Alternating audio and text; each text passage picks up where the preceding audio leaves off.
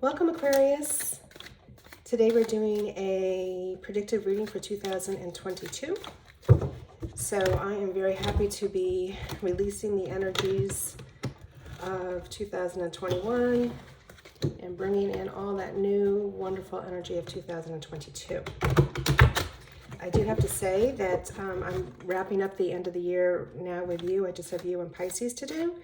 And the energies for all of the readings have been very positive thus far. So I do feel that 2022 is going to bring good things for everybody.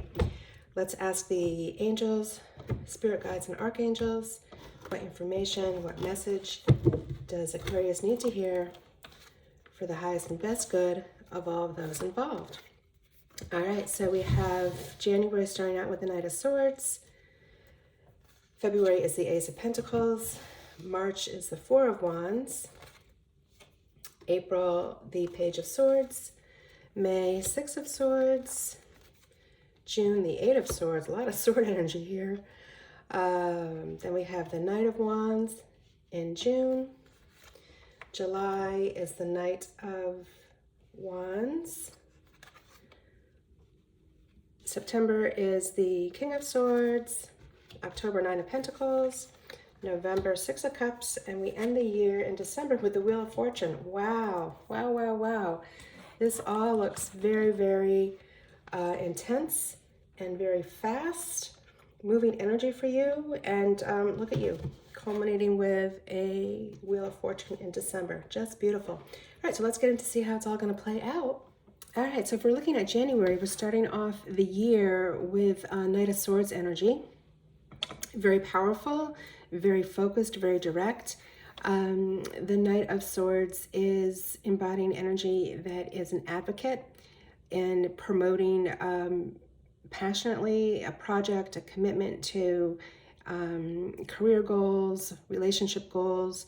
You are on the move and you are laser focused on making this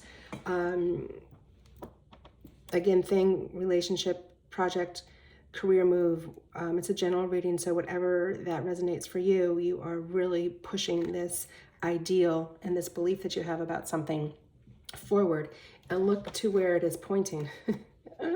It's pointing to the Ace of Pentacles. So how beautiful is that? You start off January with this rush of energy to see something through, and it looks like what you're bringing forth is going to be very prosperous for you. It is a new idea, it is a new venture, it is a new relationship, and again, with the strength of the Knight of Swords with you, it is just going to grow and grow. It could represent a literal change in life for you as far as direction in career or relationship, but you've got a lot of energy and a lot of success behind this new endeavor. So if we look forward to March, we come to the Four of Wands, and the Four of Wands is all about celebration. Fours represent stability and structure and material wealth. So whatever you have brought into you, into your world, has you achieving a promotion, a possibly union with someone, a marriage, a business partner.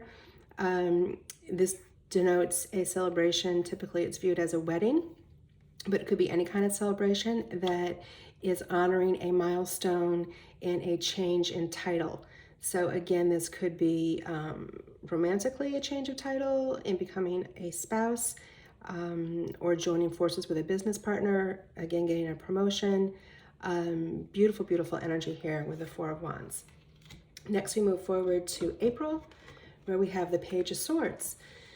So this is a young at heart energy, and the pages are all about communication.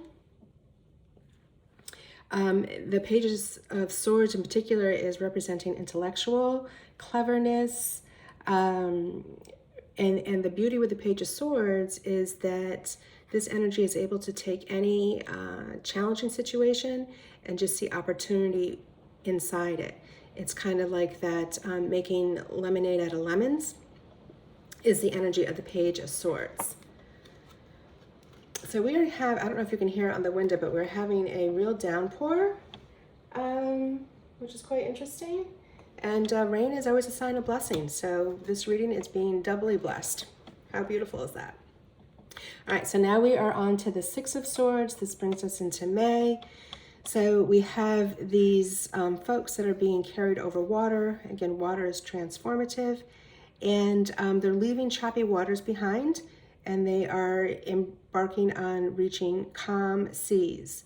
We also have the butterflies reflected here, which is about transformation. So it looks as though whatever you have started here, in the beginning of the year, you are taking a look at and seeing how to move from any kind of bumps. Remember, Page of Swords, he turns lemons into lemonade.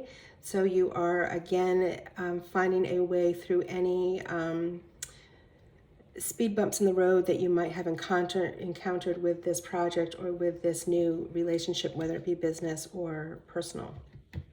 So taking that new perspective a little deeper, we're looking at the Eight of Swords. So this brings us into June. And this, the rain has just stopped.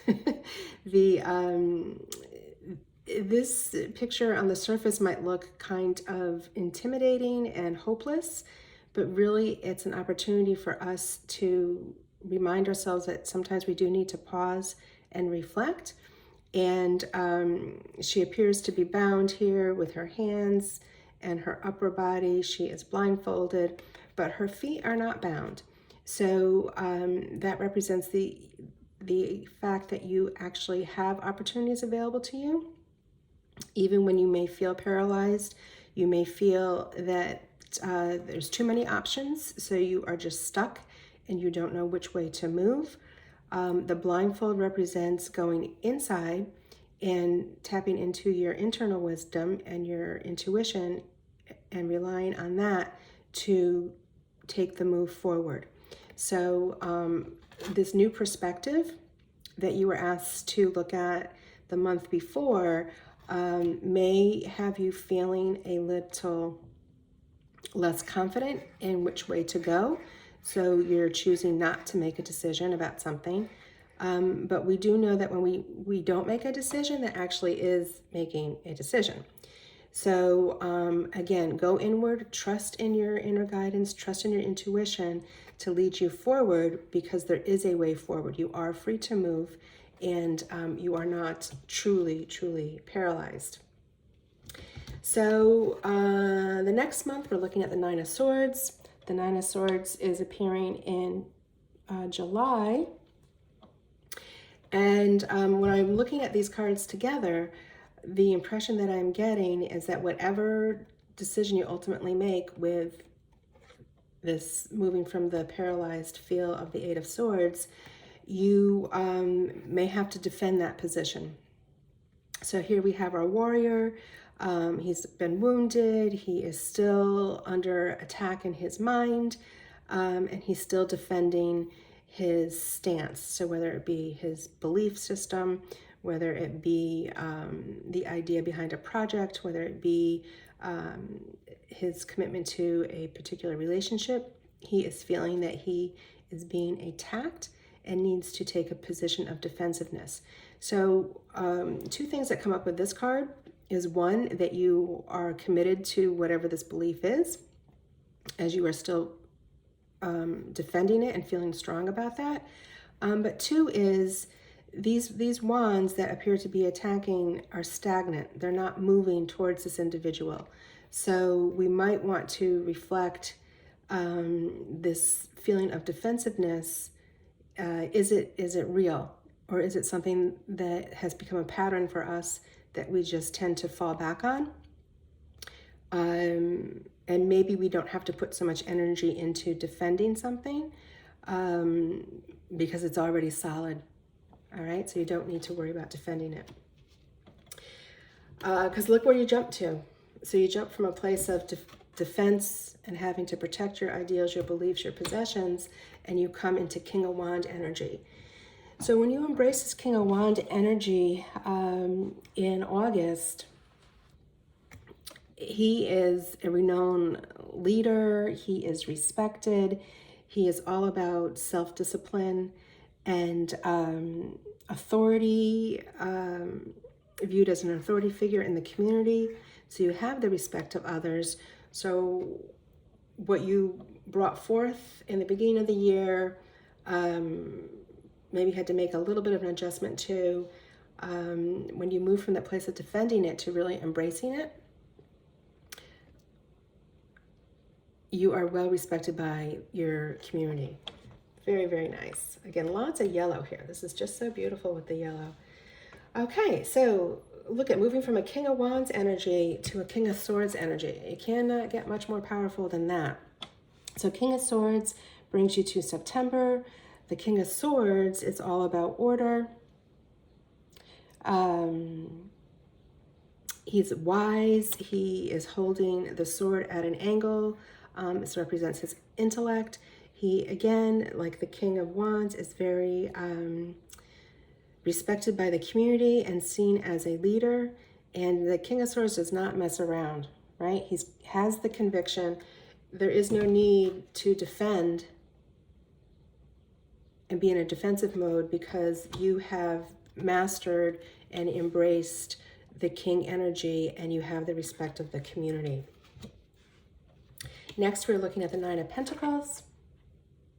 This brings us to October. And this is really living the ideal lifestyle, right? She has plenty of riches. She has an abundant environment that she's living in. She's connected to nature. She is all about prosperity and comfort and really living in a place, she's living in a place of ease. And all of this that you have brought through in the beginning of the year now shows up in the form of abundance and material wealth. All right, so we really stick to that theme of peace and abundance when we look at the Six of Cups, which is November. Sixes are all about harmony. So we have these two individuals really enjoying the harvest that they have in front of them with their flowers. It's intergenerations working together. It's having some nostalgia about the past. And when we see this homestead here that they have worked hard to bring together, and just really enjoying the benefits of their harvest. All right, so we're ending the year in December of 2022 with the Wheel of Fortune. And this is an opportunity for us to look back at the year. It's the 10th card in the Major Arcana. So it is a time of completion with a cycle. And it's an opportunity to look back and see what patterns we operate from. And decide, are some of them worth repeating? Do they benefit us? Or are there things that we might want to let go of to continue on this journey of fortune? So the Wheel of Fortune is about cycles and about changing.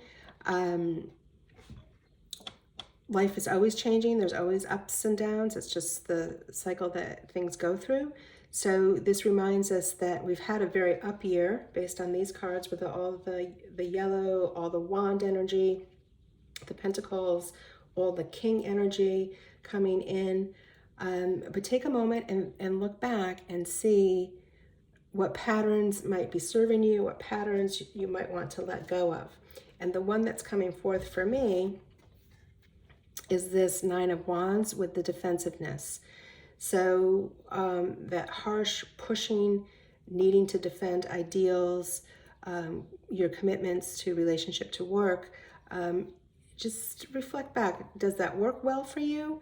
Or is there another way that you might bring forth that energy that you have been committed to in a more gentler way? All right, so we see big bursts of energy, we see change with perspective taking, and we see abundance with your life of comfort and easy lifestyle, and all this king energy indicates that you indeed are the master of what you have created here. So intense year, I would probably buckle up and get some rest. because you're going to need it. I'm wishing you the very, very best for 2022 and many blessings to you. Take care.